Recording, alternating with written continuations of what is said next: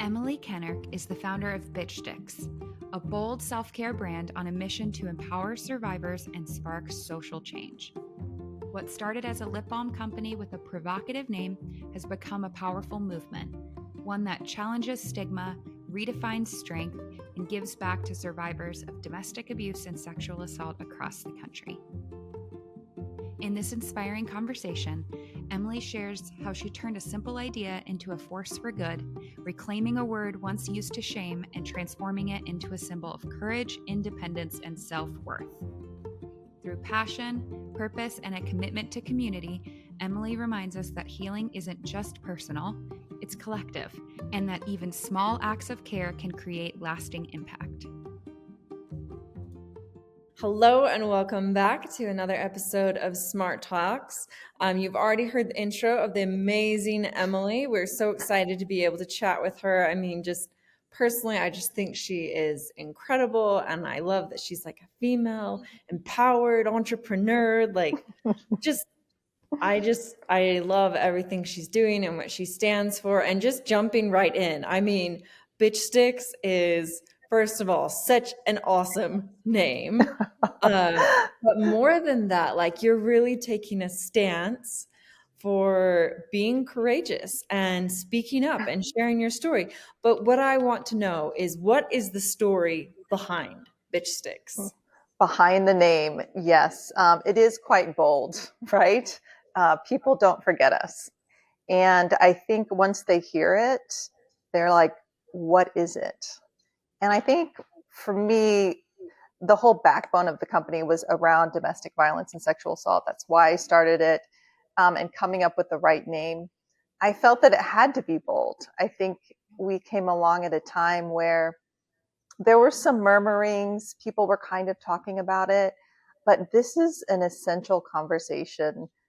And the epidemic is so large and through so many systems that I really felt like if we're going to do this, we might as well just throw it out there, right? And we all know that word. We all know that it can be used as shame language. It can also mean, hey, bitches, what's going on tonight? Yeah. There's so many different layers to that word that I thought, this is going to start a conversation. And that's exactly what we need to do every day. And so that's how Bitchstix was like born. And I thought, this is, even though everyone told me not to, I was like, yeah, it's got to be Bitchstix. So I mean, I also love it because you're so beautiful and so polite, and just like you're so courteous. Like, I bet it comes as like a real shock when people ask you, oh, what do you do? Or like, tell me about yourself. And you're like, oh, well, actually, yeah, people are quite shocked. Yes, that is true. Or if I have to if I ever wear like a name badge, they'll walk by and just smile, and then their eyes get huge and they're like, what is that? And I think they are shocked. But again, the epidemic is shocking.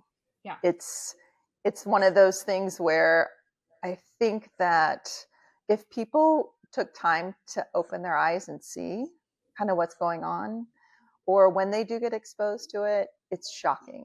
So it's kind of, I wanted that balance of, there's a familiarity to the word, there's a familiarity to a product like lip balm, right? There's all those things, but there had to be a collision, because I think culturally we have to wake up, and we're bombarded with these collisions, but it needs to be consistent. And so that's kind of the idea that, okay, every time you hear that word, you're going to think about it in a different way, right? Yeah. So, or if someone calls you one, or their intent is to shame you, or all those things, we can think, oh, don't own it. I got the lip balm, right? It's one of those kind of triggers in a way, in a good way, like, oh, yep, not going to take that. Yeah.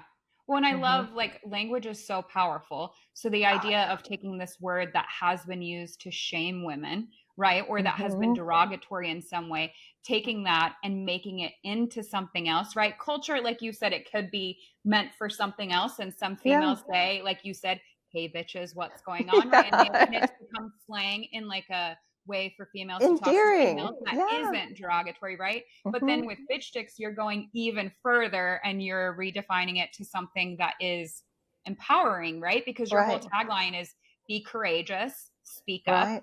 And then Hmm. you have that story, I think it's on your website, about Ruth Bader Ginsburg, right? And she's in law school and men are referring to her because it was, for the time, it was incredible that she was even allowed in law Yeah. school, right? And they didn't She want was her at the there. table, right? Yeah. She's at the table. Yeah. She made a seat for herself. She pushed a seat for herself Hmm. at a table, right?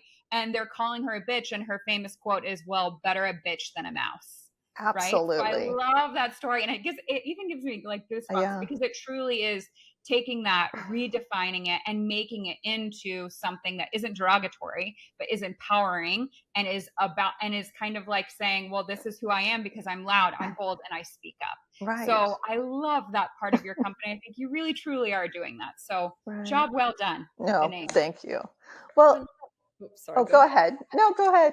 Oh no, I was just gonna say, like, I mean, like, even referring back to my story, growing up, I never heard anyone talk about sexual violence, or rape or abuse. I mean, it just was not a conversation at all being Mm-mm. had.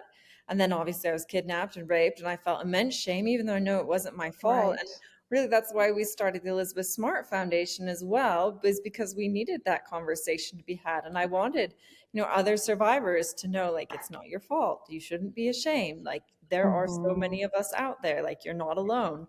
So I just, yeah, I really love what you've done. Yeah. Well, you bring up the word shame, right? And I think that's such a huge issue around so many different things, but especially this. And I think when we talk about shame, anything can really be a shame language, right? I mean, I remember, we probably all remember words that maybe a teacher said to us that weren't bad, or you weren't, but they had that intent, right? And then we start to own that intent. And I hope that whether someone's in a job or in any kind of situation and they feel that intent, that shame intent slip in, I don't have to own that, because that can really affect and drive your life off the rails, and you don't really think about it like every day. But once you kind of cue into that, you're like, oh, wait a minute, I'm not going to engage in that. I'm not going to own that. That's not going to be part of my life. I can say no, I'm not owning it. Yeah. So I very love that. important. Hmm. Yeah. So we've talked about this idea of this big, bold name and this dream that you had, right? And the tagline and everything that the company stands for and is now. But you and I have talked, and I know the story of you and Bitchstix, but I would love for everyone else to kind of hear how this idea that you had really, like, taking them along the why behind Yeah. not only this big, bold name, but what made you so connected to the field of Yeah. domestic violence and sexual assaults, and kind of like your background and then how it all came to be, because I think Hmm. it's so unique and really inspiring.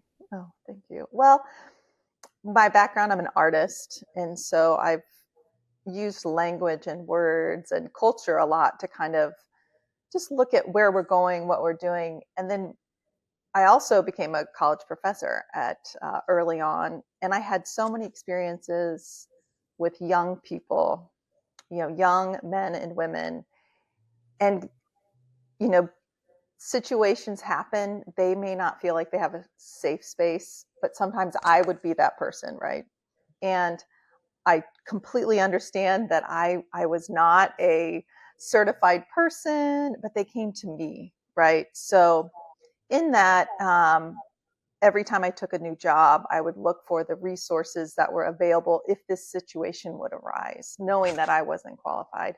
But you want to, that's a very fragile moment, and you don't want to be like, oh, I can't talk to you, right? I mean, that might even sink it in more where they're like, oh my gosh, I can't even talk to her, right? Yeah. So looking for organizations in the community. And unfortunately, at that time, I thought the universities were really lacking, and we're not equipped to handle this. This is not something that you just go to the student health center and say, I need help, right? This is something that really, and maybe the situation's changed. Hopefully it has. But I knew, okay, where are the specialists? Where are the people who can handle an emergency? Where does, what's the best protocol I can find here? And so in that, you start to get to know these, small organizations that are doing amazing work in smaller communities. And their funding's pretty tight, right? They're having a bake sale, right? The therapist is out hawking cookies. They're trying to raise money. And the longer I taught, the more I saw how this affects every aspect of really just life in general. I thought, okay, how do we make money for these people to do their job? What would be a way that we can raise awareness, start the conversation, and really raise some money? And so I jokingly call it my failed art idea, because I knew it wouldn't work in the white box and kind of with the language and what I was really thinking about, but I knew it would fit in commerce. And we'd really be able to have, hoping that we'd be able to have a big impact in smaller communities, larger communities, just kind of getting it out there. And then with, women, right? Kind of fun to have a bitch stick in your pocket to be a daily reminder, right? And so that's really how it started, is just experiences in the arts and in universities and kind of just living and seeing what was going on. Thank you for listening to Smart Talks. This is a quick break to say thank you to one of our sponsors. This season of Smart Talks with the Elizabeth Smart Foundation is sponsored by Minky Couture Blankets. At the Elizabeth Smart Foundation, we know the power of comfort and safety, and that's exactly what Minky brings into every home. Their blankets are luxurious, so soft, beautifully made, and designed to wrap you in warmth, because everyone deserves to feel secure. We're so grateful for Minky's support in our mission to end sexual violence and to empower survivors. Treat yourself or someone you love to the comfort of Minky and join us in supporting a safer world. Use code ESF, all caps, for 50% off your order today. I just love that. I think it's like a real compliment to the kind of person you are, that you experience like students coming to you and like sharing their stories with you. Because I know Heather and I were always like, sometimes family is not the family you're born into. Like family doesn't Exactly. hurt you. Sometimes you need to find your family. Like it could be anyone. It could be a teacher. It could be like a mentor. It could be a neighbor. It could be anyone. And I just think that speaks so highly to who you are as a person, that the students would approach you to tell you. Oh. Well, I wish that I was there for more of them, because unfortunately, the more we get into this, right, we know that there's a lot more out there who have experienced this and are afraid to speak up because of shame, because of all the things that come with it. So there's a lot of work to do. There's so much, but we talk about that all the time. I think there is this one unique, I think the courage that a survivor faces to tell someone their story, especially when for so long, for a lot of people, they've been holding that in, right? And to find a person who they think is that safe person, can be a safe person for them, or can show some empathy for their situation. I think that takes so much courage. And then to be the person that they're coming to, that also, like you were saying, being in your shoes, that takes a lot of courage, right? To be that person for them and to know what to say and how to respond, because there is so much shame and guilt and being scared of what is this person going to do, or maybe the perpetrator has threatened them or their family. Like, if you tell anyone, I'll do this to your family, or I know where you live, I'll come back, right? And so that first person and that first disclosure is such a big deal, and kind of in their minds will say, like, I was right to tell someone, right, and I needed that help, or I should not have done this. And so I think the fact that you were and have been and still are that safe person for so many people is just really incredible. That you put out vibes that you could be this safe person in this safe place. Well, Students to yeah. be. Well, back to Elizabeth. I mean, all that you've done so publicly has really, I think, inspired, young people, older people, I mean, men, women, across the board, because you've been so open with your story. I think that you've allowed a generation to become more verbal, which is pretty amazing. I mean, thank you. That is very kind of you to say. I mean, there's like a part of me that feels like almost I didn't have a choice just because my story was so public. Like while I was gone, so many people did hear my story, and my family was always in the media. And then when I got back, there was still like so much interest around me.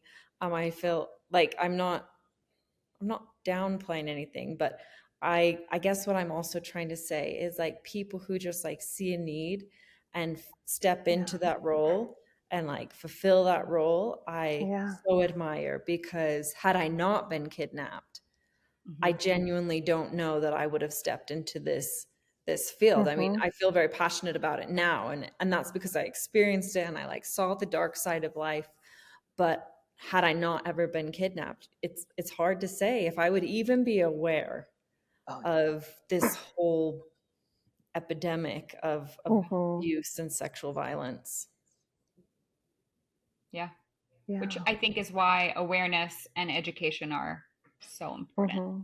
So important. And that's something Absolutely. that I think both of us have in common, our organization and your company have in common, Right. is that we've used, like you've used bold words in your mission, Emily, and we've used, Elizabeth, like you've used your platform, and we go out and we speak to people about this, and we use smart talks like this as an opportunity to educate more people. So I feel Mm-hmm. like that's so key for people to even like I feel like there's this issue of acceptance too. Like we're talking about this as an epidemic, and I think so many people don't consider it an epidemic, or they don't think that it's happening in their community or to Right. people around them. And I think that is such a scary thing. Like even in my family, for example, and I don't think his family or he would mind me saying this, but with Smart Talks, we've interviewed survivors and we've talked about this as an epidemic, and we've shared research, and we've had people in our family come to us and said, like, my other family member had this experience, or Right. I had this experience and I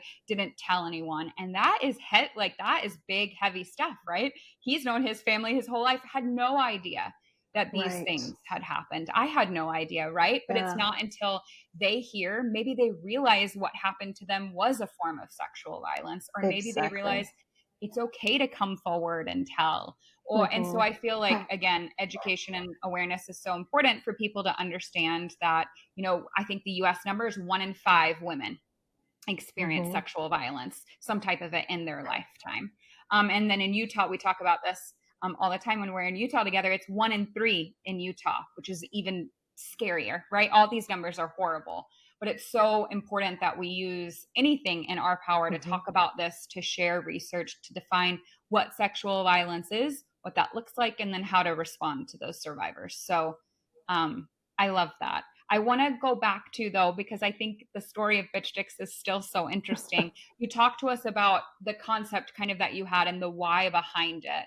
But I'd love to know, so Bitchstix was like officially starting business in 2016, right? Mm-hmm. Yes. So can you kind of walk us through maybe those early years and how you took the idea, this language, your inspiration, and turned that concept into the business? Yeah. So putting it all together was kind of like an art project, right? What are the things that are going to work together? How is this going to function in commerce, which I had absolutely no background in products, beauty, very naive, but I think in one way that helped because I didn't know, right? Um, and I really felt like if you think about it, lip balm is the most everyday thing, right? I mean, we all have one. We have one on our nightstand. We have one in our car. We have, names for, oh, this is my this lip balm and this is my travel bag lip balm. And so it's very familiar. It's non-threatening. It's a care agent. It's all those things. And I think with putting that together with the word bitch sticks is kind of a collision in itself, right? So um, after I got everything kind of hobbled together and found the right manufacturers and got it put together, I took it to a trade show and I just had 6 little lip balms. And I didn't realize that I was taking it to, at that time, probably one of the biggest trade shows in the country. But I was like, if I'm going to do this, I got to try it. And I took about 3 books with me because I thought, well, I'm going to have to do something sitting in a booth. I think I might go, batty. So I was like, so I just took my mom with me and we went to New York and we're sitting in the booth. And it was like a low rumble when they opened the doors. And I was like, wonder what's going on. And then we were just inundated with people saying, what is this? And I couldn't believe it. And they thought they were laughing. They were all excited. And then everything's ready to talk about it. And then I really talk about it. And there were people who got emotional. There were people who had to walk away, but people got it right off the bat and they understood. And I think there's something very human about this product. And I get it. It's not for everybody. Some people might be really mad that I'm using the word Bitchstix, but, or the word bitch, but I think it everybody remembers the time someone called them a bitch or their friends call them bitches or whatever, and they get it. And I think there's something inside us that says, yeah, I don't have to take that. This is something that is an agent for good, right? We always say we're an agent for good and a reminder.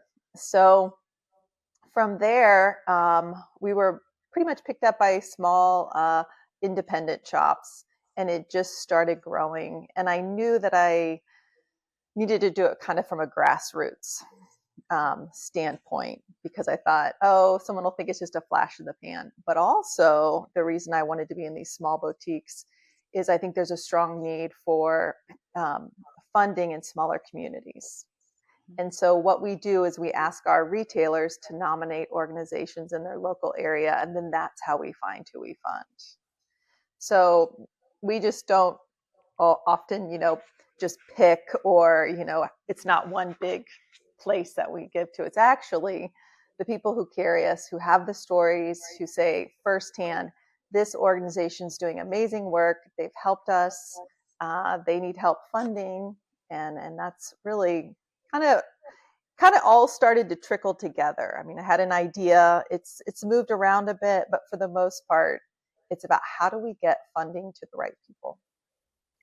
Well, I love that. I mean, I agree with you completely. And actually, that's how I first learned about Bitchstix. Was I went into one of like the local little independent beauty shops that just have like, pretty cute, like fun products that I wouldn't necessarily see at like an Ulta or a Sephora.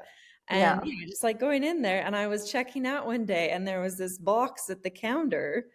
And I saw Bitchstix right away and I was like, whoa, what's this? And so then I actually picked it up and I started reading it.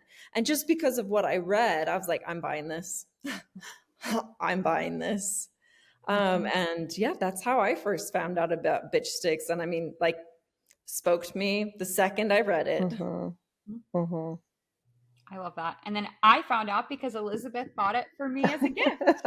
And then I was like, what is this? This is so cool. So she gifted each of us on the team Oh, that's great. our own Bitchstix, which was really cool. And then like we were talking about it and bringing it up. And then we were like, we have to find out more about them. So actually that like set off like a whole chain reaction leading us to like where we are all together today on the podcast, which is just really neat. I love when those kinds of connections happen. Yeah. So yeah, it's working. I think putting it there, and then like Elizabeth stumbling upon it in this like small boutique, and then now to this conversation and us bringing it to others across the country and really the world, Right. I think is so neat. And you guys have expanded, I think, in a big way. Because kind of fast forward from your story, then in 2019 you were awarded Social Enterprise of the Year. Is that right? Yes. Yes. So talk about that. Yeah, I feel like that's a huge thing for, I feel like, a small company. Yeah, it was a big shock. I'm not going to lie. I got the notification, and at first I was like, are they just going to send me a little certificate? Which is, but are they actually going to announce this, put it in a business journal, actually put our name out there? And I think when they actually announced it, and they had it was a very nice award ceremony and everything. I was just excited to hear business people, newscasters, whoever, saying the word and then saying what we did and having people instantly get it. And I thought, all right, I think I have a fighting chance to get something done. Even if, you know, we don't sell a ton or all those things, that transaction of people being able to think about it in a different way, hopefully in their mind, they'll be like, yeah, call me a bitch. You know, it's that I think to me is just as big as how much money we raise. Well, it must have also just been so validating that what you're doing is making a huge impact and it speaks to people. I mean, Mm-hmm. because I mean, we all hope, like Heather and I hope all the time that like what we're doing is making a difference because this is too hard a field to stay in if you're Yeah, not making a difference. exactly. And so that must have been like so validating for Yeah. you to experience that. I mean, congratulations. I know that was 6 years ago now, It's a but while ago. like that's amazing. But I'm sure, Elizabeth, you feel this too, that I'm sure people come up to you and say, because you did this, I did this. And I think sometimes those small transactions, which I'm sure you've had because you're such an inspiration that people are like, oh, that actually meant something, even if it's just for the one, right? Mhm. I Yeah. mean, we always say that if this even helps one person, then it's worth it. But obviously, we all want to impact and help more than one Right. person. I mean, Mhm. like, I feel like you're on a mission. I feel like we're on the same mission. Like, we're really looking to like change culture, change the norms that have Mhm. been around for years and years of sweep it under the rug, don't talk about it, nice girls don't talk about these kinds of things, like we protect the family, we don't talk about like our Right. skeletons in the closet. uh, Right. so I mean, it's a huge mission. Yeah.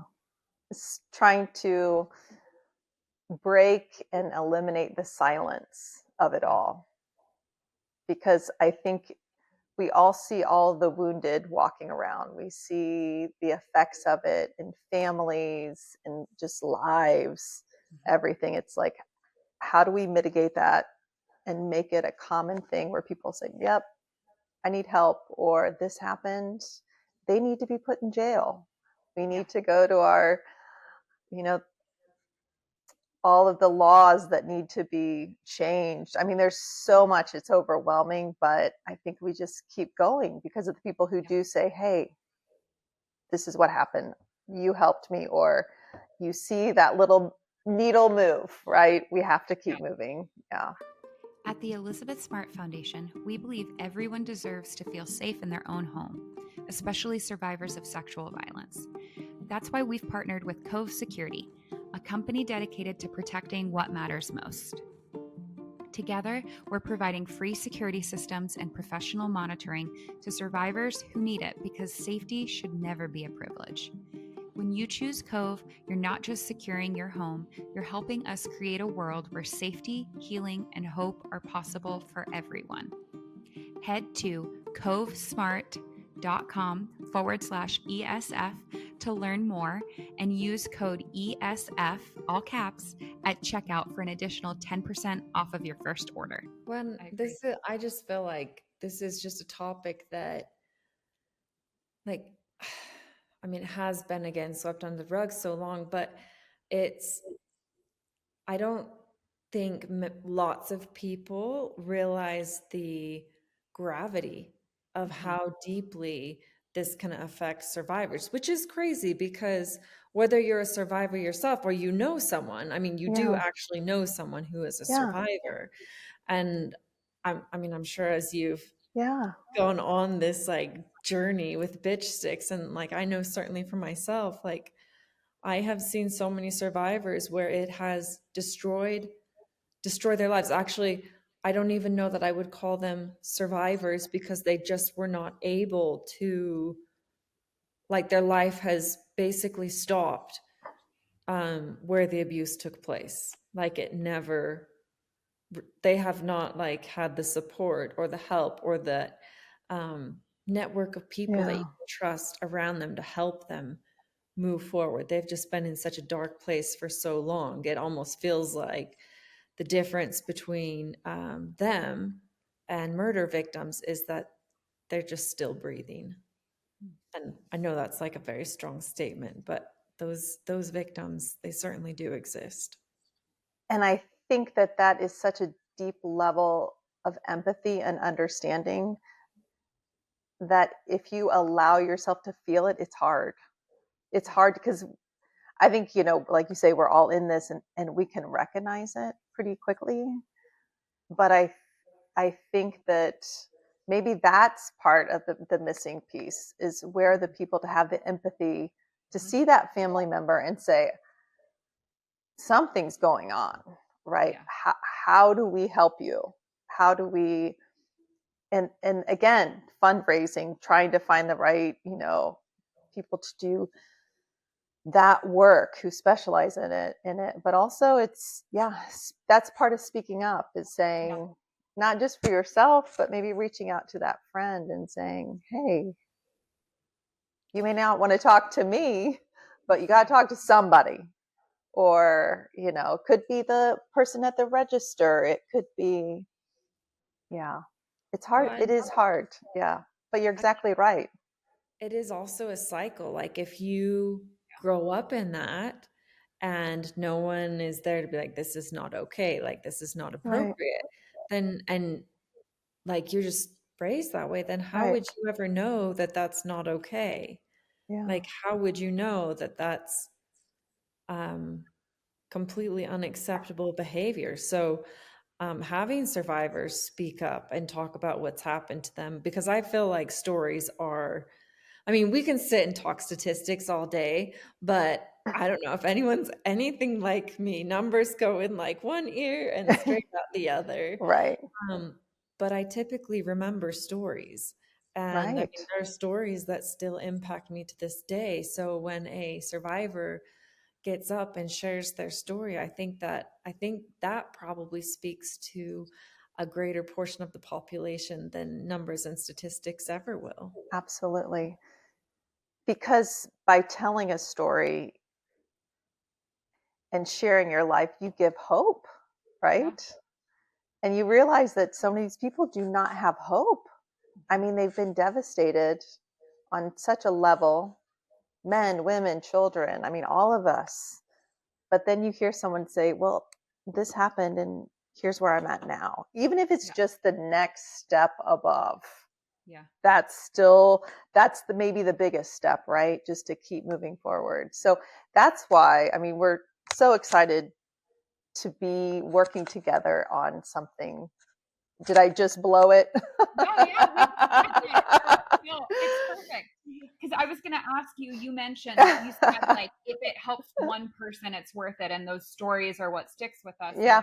I agree, Elizabeth, like with what you said, we talk about this all the time. Like, not only does it generate empathy and compassion, because that's one of our goals is to create a more compassionate society, but it also humanizes it. Like, it's not just, Right. right? It's like, here's how it can affect a person and the whole person and their whole health, right? And looking at Right. it from this holistic point of view. And I feel like that is what is really needed for society and people to begin to really embrace this and begin Right. to break those cycles. Can you hear me? Did I cut out for a second? You cut Sorry. out there for a Cut second. out a little. Yeah. Okay, Yeah. hopefully it'll come back around. But my question was going to be, can you share like one of those stories through what you've done with Bitchstix, like something that you've heard from someone that has really kind of stuck with you and has said, like, this is why I'm doing this work. This is what Right. keeps me going. Well, I think probably early on, when everyone was telling me not to do this, that it was a terrible idea and it was offensive and don't go there, right?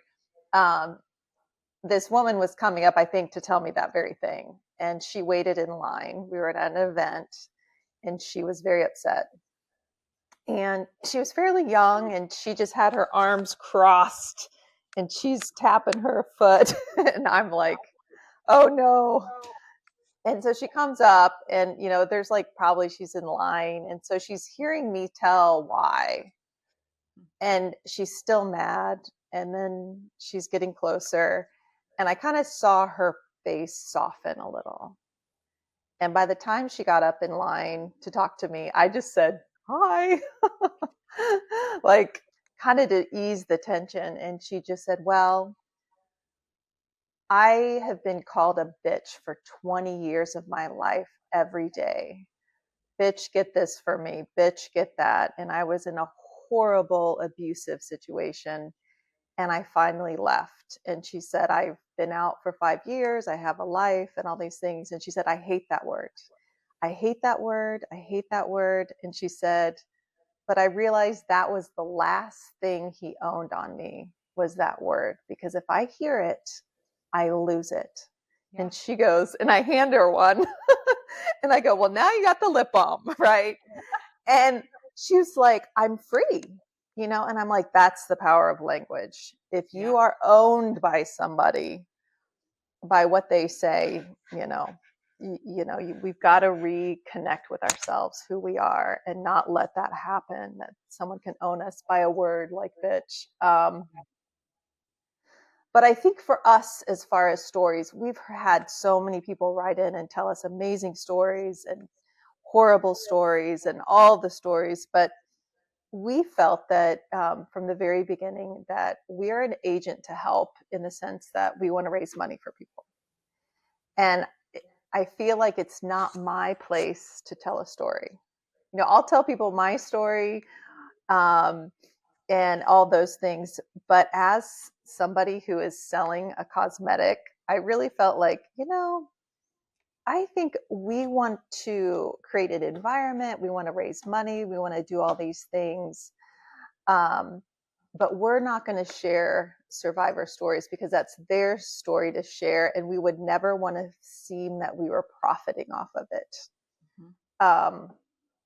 So that brings us to you guys, because we know the power. Hey, be courageous, speak up.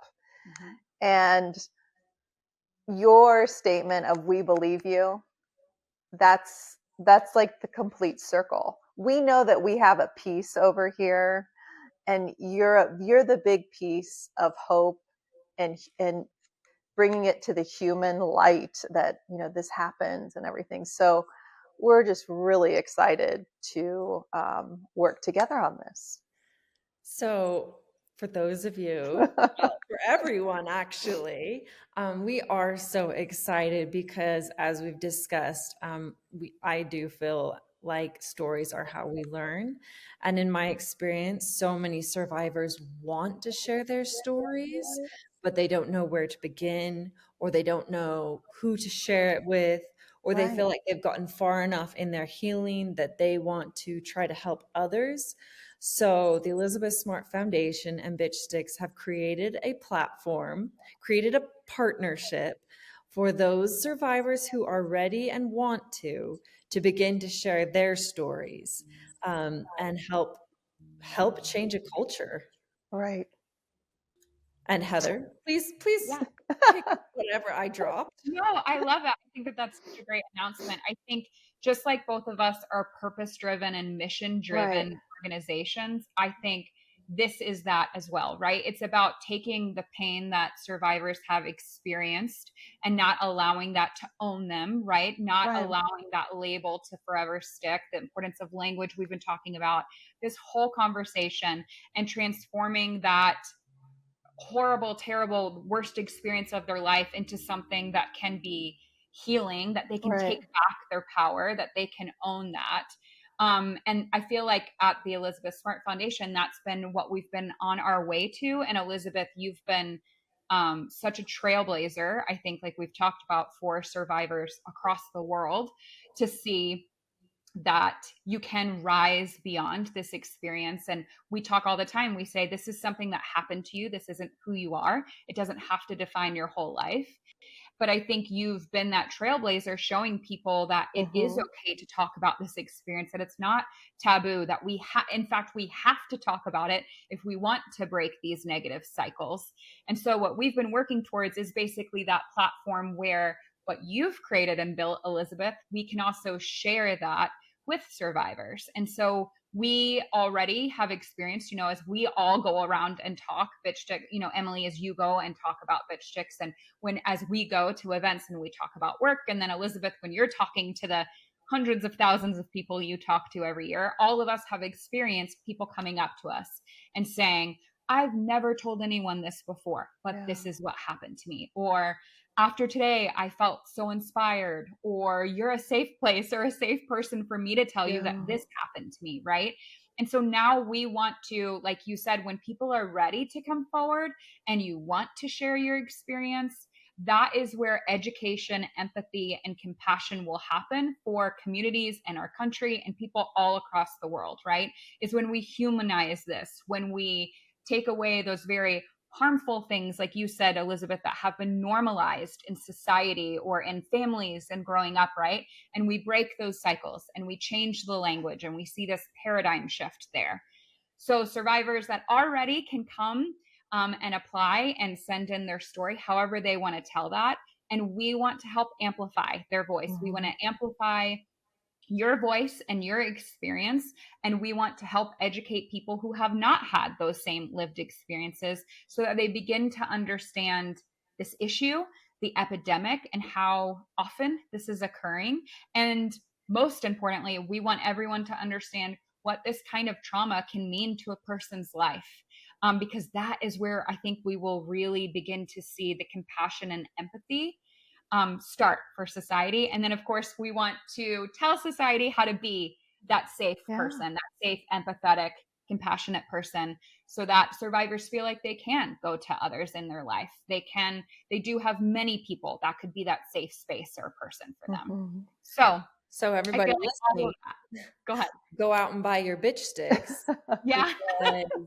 First of all, great product, amazing company, but you will also be helping survivors of domestic violence and sexual abuse.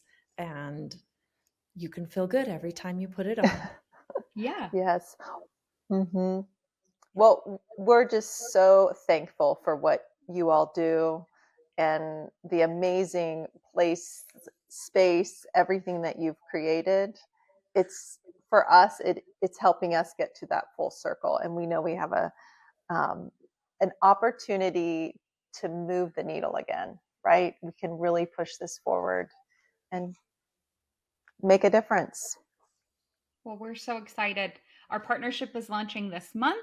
And so we believe you survivor stories are going out on both of our channels, and the application for submission is now open. And then we'll be highlighting those on our website and on social media. And we're so excited to begin to just be an agent of change, right? For both of us to be just a platform, an agent for survivors to come forward and to tell people what has happened to them or how they've risen above it, right? Or what healing looked like for them, or any part of their story that they're willing to tell. I think that this is going to be so powerful for so many people. Hope is a great thing. Totally agree. Yeah. Well, I just want to say thank you so much, Emily. We are so excited for the future. Thank you for partnering with us. Thank you for giving us of your time today. We so appreciate just everything that you have done and are doing. Yeah. Well, right back to you. Same. Thanks for being such a great agent of change. We're excited to work together. And I think there's a lot of great things coming this season and in many more. So many great things. Yeah. Well, thank you so much, Emily. It's been such a pleasure to talk to you. And like Elizabeth said, thank you so much for giving us even more of your time. Thanks. That's it for today's episode of Smart Talks, brought to you by the Elizabeth Smart Foundation. Thanks for joining us as we dive into these important conversations about creating a safer, more compassionate world. We hope that what you've heard challenges you to think deeply, feel more compassionately, and see the world through the powerful lens of a survivor's truth. If today's episode resonated with you, or if you know someone who would benefit from hearing this, please share it with them and consider subscribing. and leave us a review wherever you're listening. We'd love to hear from you. Connect with us on social media. You'll find us on Instagram, Facebook, YouTube, and LinkedIn. This podcast is made possible by listeners like you. If you would like to support, you can make a one-time or recurring donation of any amount at elizabethsmartfoundation.org/donate. You can also find more resources and ways to get involved on our website. Thank you for listening and being a part of a community that listens, believes, and works together to create a future where no one has to suffer in silence.